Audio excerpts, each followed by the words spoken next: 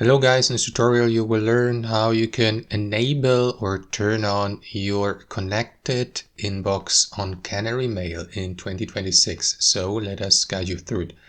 So guys, here to the left hand side on Canary Mail you will see usually at least here connected inbox, like for example Gmail, Yahoo Mail, Outlook and so on and so forth. If you don't see these guys and any of these folders attached to your inbox, it may be because you have disabled your inbox, even though you have already connected it with your account on Canary Mail. This is how you can enable it back again, guys. So what you want to do is navigate to preferences here on the left hand side.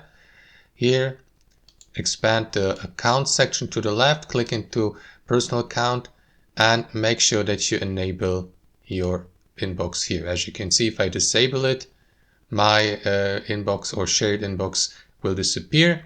Even if I try to expand it, there won't be any inbox. So you need to enable it here in that personal tab, and that is going to redirect you to your inbox so that you can now access your mails. And that's it, guys.